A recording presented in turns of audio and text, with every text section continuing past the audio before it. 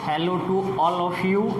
VBPS की online classes में आप सभी का हार्दिक स्वागत है। डियर स्टूडेंट्स, हम बात कर रहे हैं एग्रीकल्चर बायोलॉजी की, कृषि जीव विज्ञान की, और 12th क्लास की बात कर रहे हैं। यहाँ आज इसी में एंटोमोलॉजी के अंतर्गत, कीट विज्ञान के अंतर्गत जो तीसरा जो अपना चैप्टर चल रहा है, उसमें अगला जो कीट है वो आता है दीमक या टर्माइट। दीमक या टर्माइट जो कीट है उसकी आज अपन यहाँ क्या करेंगे, बात करेंगे और इसके संदर्भ में संपूर्ण जानकारी को जानेंगे कि दीमक जो है वह कहाँ रहता है, क्या इसका क्लासिफिकेशन है और किस प्रकार से ये फसलों को क्षति पहुंचाने का काम कर रहा है, क्या इसका लाइफ साइकिल है और कैसे इसका हम प्रबंधन कर सकते हैं, कैसे इसका मैनेजमेंट कर सकते हैं। तो सबसे पहले हम इसका क्या बात करते हैं, क्लासिफिकेशन, वर्गीकरण की बात करते हैं। तो वर्गीकरण में हम देखें, सबसे पहले इसका वैज्ञानिक नाम क्या है, तो वैज्ञानिक नाम है ओडेंटोटर्मिस ओबेसस। ओडेंटोटर्मिस ओबेसस दीमक का वैज्ञानिक नाम है। एग्जाम में डायरेक्ट क्वेश्चन करता है कभी कभी कि दीमक का वैज्ञानिक नाम बताइए, तो ओडेंटोटर्मिस ओबेसस इसका वैज्ञानिक नाम है। इसके गण की अपन बात करें तो आइसोप्टेरा, क्या होता है, आइसोप्टेरा, और दो शब्दों से मिलकर बना है, आइसो और आइसोप्टेरा। आइसो का मतलब होता है समान और पटेरा का मतलब होता है पंख। अर्थात ये जो दीमक है ऐसा कीट है जिसमें दो जोड़ी क्या निकल रहे हैं, पंख निकल रहे हैं, और दोनों जोड़ी जो पंख हैं वो इसमें बिल्कुल क्या होते हैं, सेम होते हैं, समान होते हैं, उनमें कोई डिफरेंस हमें देखने को नहीं मिलता। शेप, साइज, आकार, आकृति, रंग, रूप सब में ये दोनों पंख हैं, दो जोड़ी पंख जो निकल रहे हैं वो दोनों क्या होते हैं, समान। जबकि कुछ कीटों में अपन ने बात की कि जरूरी नहीं है उनमें समान हो, असमान भी होते हैं। तो आइसोप्टेरा गण के जितने भी सदस्य आएंगे उन सब के अंदर जो पंख हैं वो पंख क्या होंगे, समान होंगे। तो दीमक में जो पंख हैं वो समान है।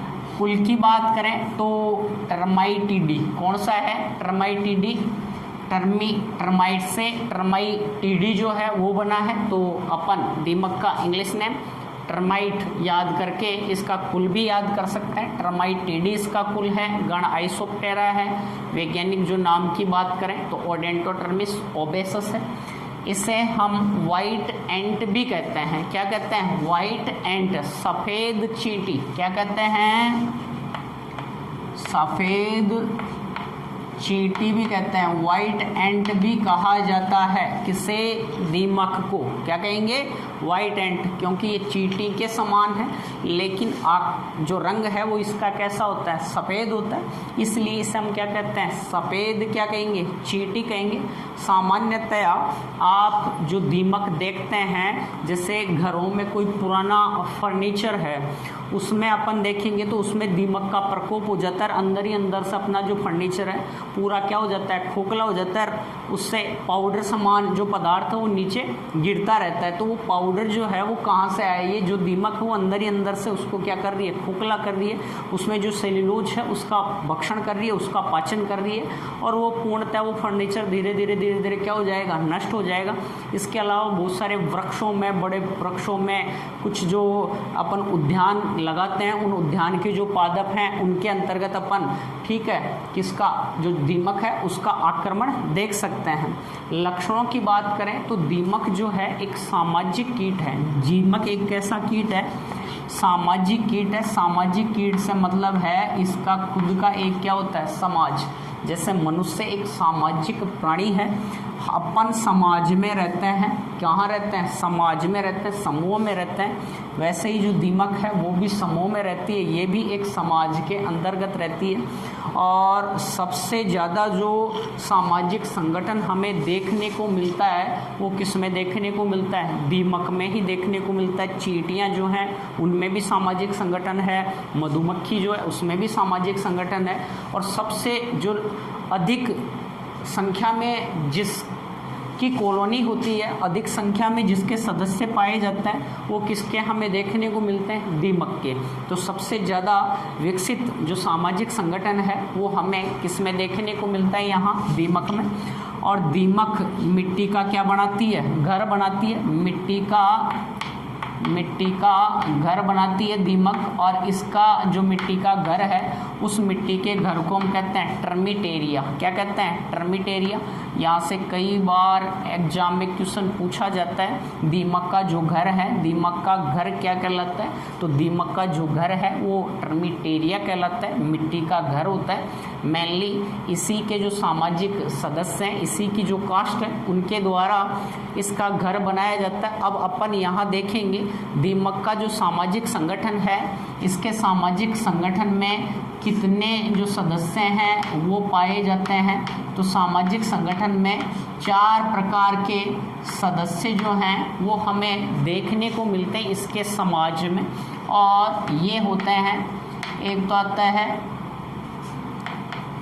श्रमिक है, वर्कर है।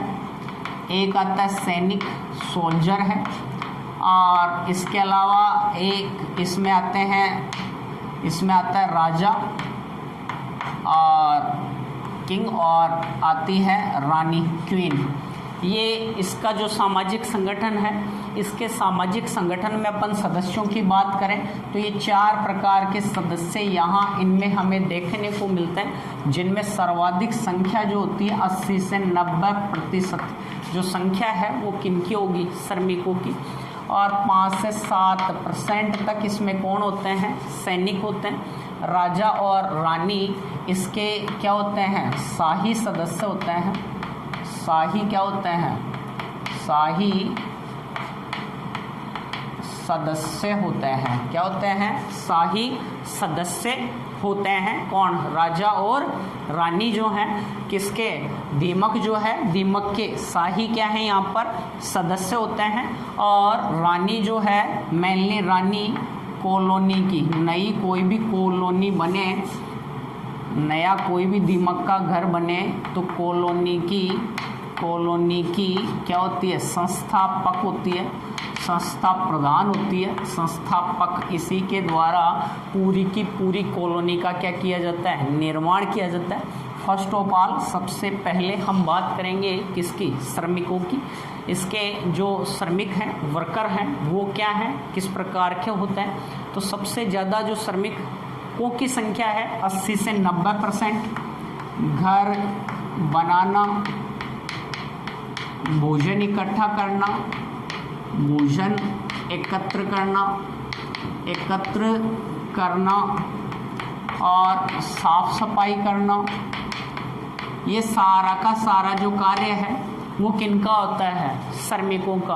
और जो शाही सदस्य होते हैं, जैसे शाही परिवार में अपन बात करें, जैसे राजा रानी होते हैं, वो अपने लिए सेवा के लिए कुछ सेवक रखते हैं, दास और दासियों को रखते हैं। वैसे ही ये जो श्रमिक हैं वो राजा रानी के लिए दास दासियों का काम करते हैं और इनका पूरा ख्याल रखते हैं। इनके खाने का, सारी जो इनकी क्रियाएं हैं, इनके कक्ष का, इनके रहने का पूरा जो मैनेजमेंट है, पूरा जो प्रबंधन है वो किनके द्वारा किया जाता है? श्रमिकों के द्वारा किया जाता है। तो सबसे ज़्यादा जो जिम्मेदारी है वो यहाँ किसकी हमें देखने को मिलती है? श्रमिकों की देखने को मिलती है। किसके अंतर्गत? दीमक का जो घर है उसके अंतर्गत सबसे ज़्यादा जो जिम्मेदारी है वो किसकी है? श्रमिक की। एक अपन बात करें सैनिक, तो 5 से 7% तक सैनिक पाए जाते हैं। और ये जो सैनिक हैं ये केवल शत्रुओं से क्या करते हैं, सुरक्षा करने का काम करते हैं। इनमें विशिष्ट प्रकार के क्या होते हैं, मुखांग होते हैं। इनके जो मुखांग हैं वो काटने वाली होते हैं और इनके जो मुखांग होंगे वो क्या होंगे, असाधारण रूप से अधिक विकसित होते हैं और बड़े होते हैं। और ये क्या काम कर रहे हैं, इन मुखांगों की सहायता से शत्रुओं से जो इनका मेन जो घर है उसकी क्या करते हैं, सुरक्षा करने का काम करते हैं। राजा जो है वो राजा केवल रानी जो है, रानी के साथ मैथुन की क्या करता है, मैथुन क्रिया करता है। मतलब केवल रानी को क्या करता है, रानी को निषेचित करता है, रानी को निषेचित करता है। इसके अलावा इसका यहाँ कोई रोल नहीं होता, कोई कार्य नहीं होता। मेन जो रोल है वो रानी का देखने को मिलता है। ये कॉलोनी की संस्थापक है, संस्था प्रधान होती है, संस्थापक होती है, जिसमें सभी जो सदस्य हैं मेन रानी द्वारा क्या दिए जाते हैं, रानी द्वारा अंडे दिए जाते हैं। क्या दिए जाते हैं, अंडे दिए जाते हैं। जीवन भर इसके द्वारा अंडे दिए जाते हैं। रानी का जो जीवन काल है वो 5 से 10 वर्ष का होता है। रानी 1 सेकंड में एक अंडा देती है। 1 सेकंड में एक क्या देती है, अंडा दिया जाता है। प्रतिदिन रानी जो दीमक है इसके द्वारा लगभग 70 से 80 हजार तक अंडे दिए जाते हैं। इसलिए जो रानी दीमक है उसे हम अंडे देने वाली क्या कह सकते हैं, मशीन कह सकते हैं। क्या कह सकते हैं, मशीन। तो अंडे देने वाली जो मशीन है वो मशीन कौन है, यहाँ पर रानी है, कॉलोनी की संस्थापक है। मेन जो अंडे दिए जाते हैं, जो शिशु निकलेंगे, ठीक है, वयस्क बनेंगे, वो सब रानी की बदौलत बनेंगे। तो संस्थापक जो है वो कौन है, रानी। इसका जीवन काल कितना होता है, 5 से 10 वर्ष। जीवन अवधि कितनी है, 5 से 10 वर्ष। 1 सेकंड में रानी द्वारा एक अंडा दिया जाता है। प्रतिदिन 70 से 80 हजार तक अंडे दिए जाते हैं। इसलिए जो रानी है उसे अपन अंडे देने वाली मशीन, जीवन भर इसके द्वारा क्या दिए जाएंगे, यहाँ अंडे देने का क्या किया जाता है, कार्य किया जाता है। क्लियर यहाँ पे। तो इस प्रकार से जो यहाँ हम बात करें तो किनकी लक्षणों की बात करें, किसकी, सामाजिक कीट है, समाज में रहता है, टर्मिटेरिया है, मिट्टी का घर जो बना रहा है उसी को अपन टर्मिटेरिया कह रहे हैं। इसके जो सदस्य हैं वो 4 प्रकार के सदस्य हैं। अब मेनली अपन देखें तो ये जो होते हैं, यहाँ जो रानी होती है ये पंख विहीन होती है अधिकांशतया, पंख विहीन या छोटे पंखों वाली या बड़े पंखों वाली, लेकिन अधिकांशतया पंख विहीन होती है, पंखों वाली। अर्थात इसकी जो जनन क्षम जातियां हैं वो पंख विहीन या पंख युक्त पाई जाती हैं। पंख जो होंगे, दोनों पंख इनमें कैसे देखने को मिलते हैं, समान। तो ये तो इनके लक्षणों की अपन ने बात की। ये इनका सामाजिक संगठन है, समाज में रह रहे हैं। टर्मिटेरिया जो घर है वो बनाते हैं, और घर बनाने का जो कार्य है वो मेनली टर्मिटेरिया निर्माण का जो कार्य है वो इनके किसके द्वारा किया जाता है, श्रमिकों के द्वारा किया जाता है। आगे हम बात करेंगे क्षति व महत्व की। तो जो नुकसान है, क्षति जो है वो फसली पादपों को पहुंचाई जाती है, और जो क्षति पहुंचाने का काम किया जाता है वो श्रमिक द्वारा किया जाता है। या तो शिशु श्रमिक होता है या वयस्क जो श्रमिक है, श्रमिक सदस्य द्वारा ही केवल क्षति पहुंचाई जाती है। सैनिक राजा रानी द्वारा क्षति नहीं पहुंचाई जाती है। किसके द्वारा, केवल और केवल किसके द्वारा, श्रमिक के द्वारा क्षति पहुंचाई जाती है। इसको एक बार नोट आउट कर लें, आप स्क्रीनशॉट ले लें। क्लियर। देखो हम बात करेंगे क्षति व महत्व की।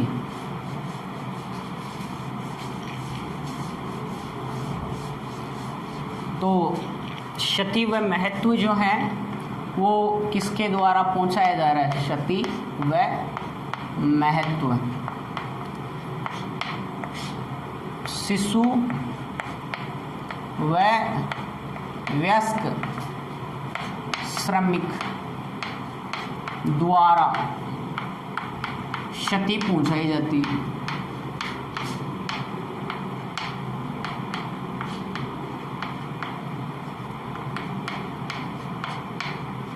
ये जो है सर्वभक्षी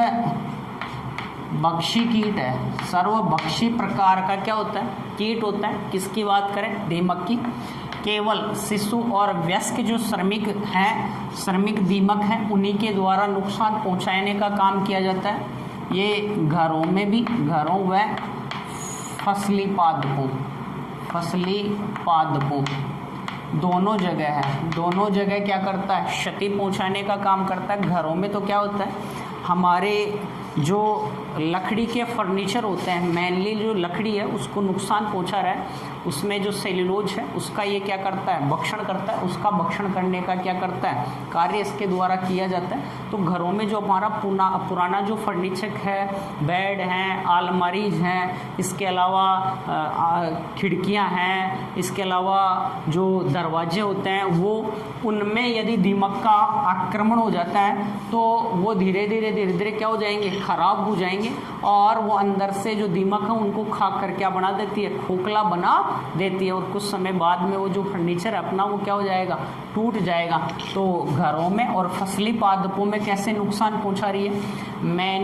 मुख्यतया जो सिंचित क्षेत्र नहीं होता है, जो असिंचित जो क्षेत्र होता है, जहाँ सिंचाई नहीं होती है रेगुलरली, तो असिंचित जो क्षेत्र होता है उस असिंचित क्षेत्र में दीमक द्वारा अधिक क्या किया जाता है? नुकसान पहुंचाने का काम किया जाता है। अब असिंचित क्षेत्र में अपन कोई उद्यान वगैरह लगाना चाहें तो जो अपन ने पादप लगाए उनकी जो जड़ें हैं उनमें दीमक का प्रकोप रहने की संभावना क्या होती है? ज़्यादा होती है। तो जो अपन ने उद्यान वगैरह लगाए उनमें यदि एक बार दीमक का प्रकोप हो गया तो वो पूरे उद्यान में क्या हो जाएगा? फैल जाएगा, और पूरे जो पादप अपन ने लगाए वो पूरे के पूरे पादप दीमक द्वारा क्या कर दिए जाएंगे? नष्ट कर दिए जाएंगे। दीमक के प्रकोप से जो पादप हैं उनकी जो जड़ें हैं वो खाने से पादप पीला पड़ जाएगा, और उसे उखाड़ने पर पादप आसानी से क्या हो जाता है? उखड़ जाता है। इसके अलावा वीरान जो क्षेत्र है उसमें अपन ने पौधे लगा रहे हैं तो वहाँ भी क्या हो सकता है? दीमक का प्रकोप हमें देखने को मिलता है। इसके अलावा हमारी जो फसली पादप हैं, फसली पौधों पर भी हमें दीमक का प्रकोप देखने को मिलता है। दीमक अंदर जड़ों को क्या कर देती है? काट देती है। तो जो सिंचाई होती रहती है उन क्षेत्रों की बजाय जो असिंचित क्षेत्र हैं वहाँ दीमक का प्रकोप अधिक होता है। इसके अलावा उष्णकटिबंधीय जो क्षेत्र हैं वहाँ अधिक प्रकोप देखने को मिलता है। जो वर्षा वाले क्षेत्र हैं, यदि वर्षा आती है तो वर्षा होने पर दीमक का जो प्रकोप है वो क्या हो जाता है? कम हो जाता है। वर्षा आने पर ये थोड़ी गहराई में चली जाती है और पादपों को नुकसान नहीं पहुंचा पाती है। तो वर्षा जो होगी उस समय दीमक का जो प्रकोप है वो हमें कम देखने को मिलता है। ये जो दीमक हैं, ये इनके जो श्रमिक हैं, इनके द्वारा पौधों की जो जड़ें हैं उनको खाकर क्या किया जाता है? नुकसान पहुंचाया जाता है। इसके अलावा कभी कभार अपन देखते हैं कुछ बड़े वृक्ष वगैरह होते हैं, उनके अंदर दीमक जड़ों द्वारा अंदर क्या हो जाती है? उसके तने तक पहुंच जाती है, और अंदर ही अंदर तने के अंदर अपन देखें उस पादप, ऐसा पौधा जो धीरे धीरे क्या हो गया? सूख गया, उसको यदि देखें तो अंदर ही अंदर से दीमक ने क्या किया? उस पादप को क्या कर दिया? खोखला कर दिया। उसके अंदर के जो भाग थे वो खा लिए गए, और एक मिट्टी का स्तंभ सा बन जाता है उस पादप में। तो मुख्य जो तना था वो खोखला हो गया और उसमें मिट्टी भरी हुई रहती है, और उसमें अनेक रेखाएं, धारियां सी क्या होती हैं? नजर आती हैं। जो उनकी दीमक का जो घर है वो उसमें बना हुआ हमें क्या होता है? नजर आता है। धीरे धीरे पूरा जो पादप है वो क्या हो जाता है? नष्ट हो जाता है। अधिकांशतया जो वृक्ष जो हैं उनका अंदर का जो भाग है उसको खाने का जो कार्य इनके द्वारा कब किया जाता है? रात्रि के समय किया जाता है। अर्थात तने का जो भाग है अंदर से उसको खाने का जो कार्य है वो इनके द्वारा रात्रि में किया जाता है, और एक गैलरी सी बना दी जाती है तने में ऊपर तक, और पूरा अंदरूनी जो भाग है उसको दीमक के द्वारा खाकर क्या कर दिया जाता है? खोखला बना दिया जाता है। और दीमक से ग्रसित यदि फसली पादपों को देखें तो इन्हें खींचने पर ये आसानी से क्या हो जाते हैं? खिंच जाते हैं। इस प्रकार से दीमक द्वारा क्या की जाती है? क्षति पहुंचाने का क्या किया जाता है? कार्य किया जाता है। नेक्स्ट अपन बात करें इनके लाइफ साइकिल की, इनके जीवन चक्र की। तो जो दीमक का जीवन चक्र है उसको हम देखें तो जीवन चक्र कैसा दिखाई देगा? जीवन चक्र में जो दीमक है जब मानसून की प्रथम वर्षा होती है तो प्रथम वर्षा होने पर जो इसके वयस्क होते हैं ना, वयस्क, वो भूमि से क्या आते हैं, बाहर आते हैं। प्रथम अच्छी वर्षा होने पर, मानसून की प्रथम अच्छी वर्षा होने पर इसके जो जननक्षम पंख युक्त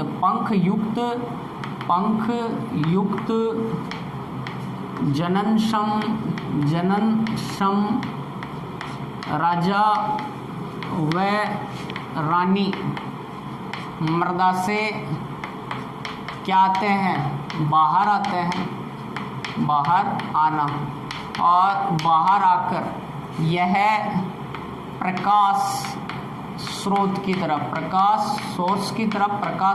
तरफ क्या होता है, अट्रैक्ट होता है, तरफ आकर्षित होते हैं और पंख युक्त होते हैं। वहीं इनके द्वारा अपने जो पंख हैं वो क्या कर दिए जाते हैं, गिरा दिए जाते हैं। हम देखते हैं वर्षा ऋतु प्रथम अच्छी वर्षा होने पर सफ़ेद पंख वाले जो कीट हैं वो आते हैं। सुबह अपन देखते हैं तो उनके जो पंख हैं वो क्या होते हैं, बिखरे हुए नज़र आते हैं। वास्तव में यह इसी की, दीमक की ही क्या होती है, काष्ठ होती है, जो जननक्षम किसको दर्शाती हैं, काष्ठ को दर्शाती है, जो पंख युक्त होती हैं। समान प्रकार के पंख आते हैं, प्रकाश सोर्स की तरफ आकर्षित होते हैं। उसी दौरान ये अपने पंख वगैरह तो क्या कर देती हैं, गिरा देती हैं। और राजा जो है वो रानी के साथ मैथुन की क्या करता है, क्रिया करता है। और मैथुन की क्रिया करने के बाद में राजा और जो रानी हैं वो मृदा में चले जाते हैं, गहराई में, और नेप्चुअल कोष्ठ का, नेप्चुअल चैम्बर का क्या करता है, निर्माण। और वहीं पर रानी द्वारा क्या दिए जाते हैं, अंडे दिए जाते हैं। नेप्चुअल कोष्ठ में रानी द्वारा अंडे दिए जाते हैं। अंडे देना कहाँ, मृदा में नेप्चुअल कोष्ठ बनाती है, चैम्बर बनाती है। नेप्चुअल कोष्ठ में मादा क्या देती है, अंडे देती है। प्रारंभ में इनकी कॉलोनी नहीं बढ़ती है तो इनके खुद के द्वारा ही नेप्चुअल कोष्ठ वगैरह का क्या किया जाता है, निर्माण किया जाता है। इनके जो अंडे हैं, अंडे हल्के पीले रंग के वृक्क आकार के किडनी शेप होते हैं, वृक्क आकार के। जैसा कि पहले बता दिया, एक मादा जो है उसके द्वारा जो अंडे दिए जाते हैं, प्रतिदिन 70 से 80 हज़ार अंडे जो हैं एक मादा के द्वारा रोजाना क्या दिए जाएंगे, अंडे दिए जाएंगे। तो इस प्रकार नेप्चुअल जो कोष्ठ था, चैम्बर था, उसमें मादा ने क्या दे दिए, अंडे दे दिए। और एक सप्ताह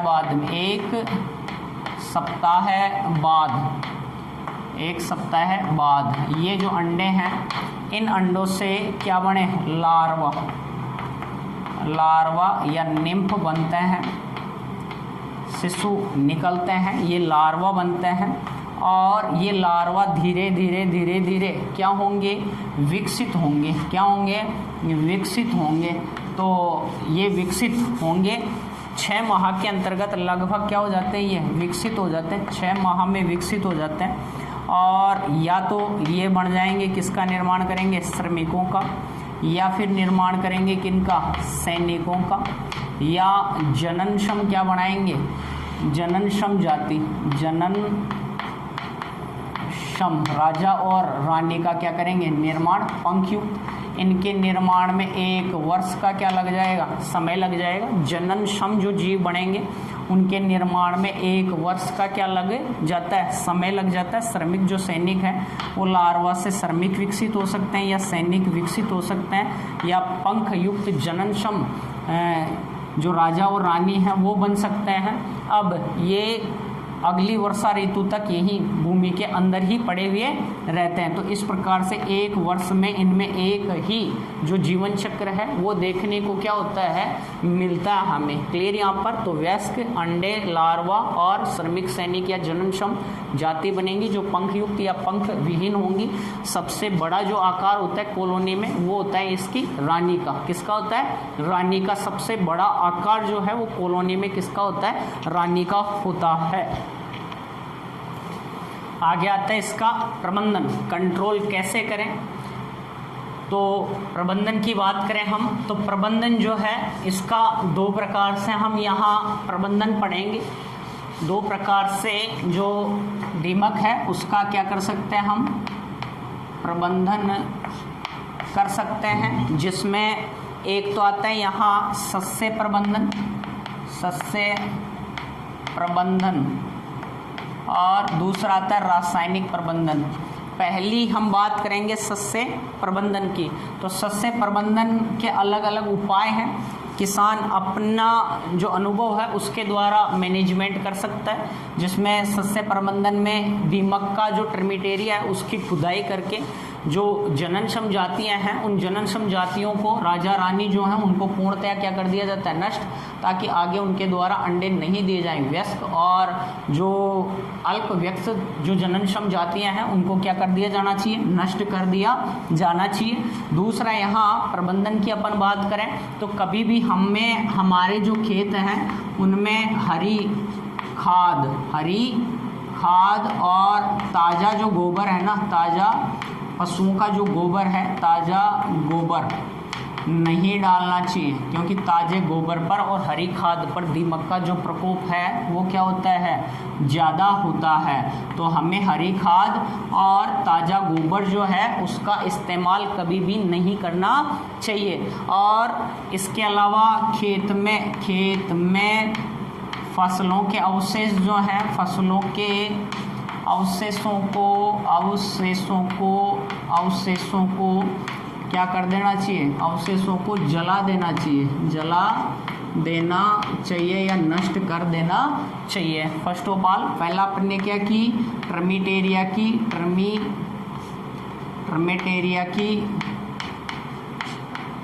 खुदाई करके जननक्षम जातियों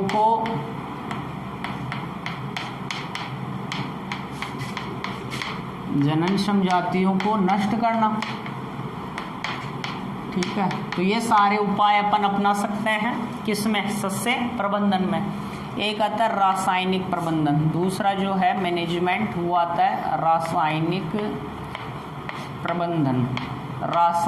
प्रबंधन में अपन रासायनिक दवाइयों का क्या करते हैं इस्तेमाल करते हैं, केमिकल्स का क्या करते हैं इस्तेमाल करते हैं।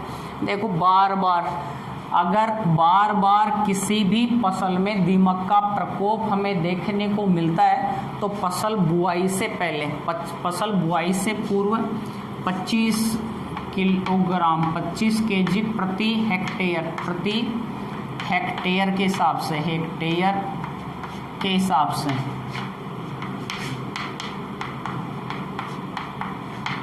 हमें एक तो मिथाइल पैराथियन किसको काम में लेना चाहिए मिथाइल पैराथियन और मेलाथियन। मिथाइल पैराथियन व मेलाथियन का बुरखाव करना चाहिए ताकि इसका रासायनिक प्रबंधन किया जा सके। यही सस्य में एक और कर सकते हैं अपन, खेत की गहरी जुताई करनी चाहिए, उसे अधिक क्या लगानी चाहिए धूप वगैरह लगानी चाहिए। रासायनिक प्रबंधन में पहला प्रबंधन, यदि किसी खेत में प्रतिवर्ष दीमक का प्रकोप देखने को मिलता है तो उस खेत की बुआई से पूर्व उसमें 25 किलोग्राम प्रति हेक्टेयर के हिसाब से मिथाइल पैराथियन और मेलाथियन जो हैं उनका क्या करना चाहिए हमें बुरखाव करना चाहिए। सेकेंड अपन यहाँ देखें तो गेहूं के बीजों को बुआई से पूर्व गेहूं जो है ना गेहूं के बीजों का बीजोपचार करना चाहिए। बीजों का उपचार करना चाहिए और बीज उपचार के लिए यहाँ 400 ml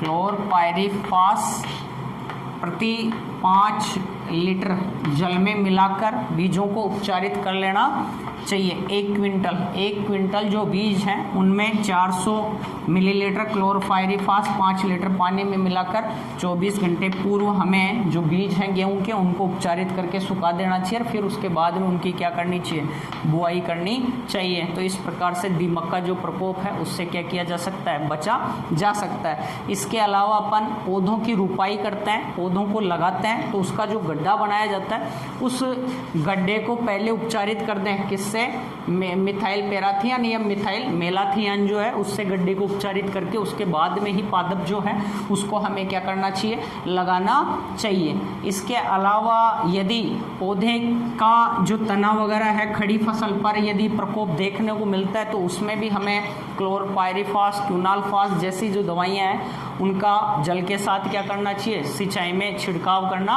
चाहिए। तो इसका जो प्रकोप है उसको क्या किया जा सकता है, कम किया जा सकता है। पुराने बगीचों में पौधों के जो थांवले हैं उनकी गहरी क्या करनी चाहिए, निराई गुड़ाई करनी चाहिए। और उसमें भी हमें रासायनिक जो दवाइयाँ हैं उनके रूप में, रासायनिक दवाइयाँ जो हैं उनके रूप में कीटनाशक चूर्ण और क्लोरोपाइरीफास जो है उसको क्या करना चाहिए, मिला देना चाहिए, ताकि इसका जो प्रकोप है उसको क्या किया जा सके, कम किया जा सके। धन्यवाद सभी को। जय हिंद, जय भारत।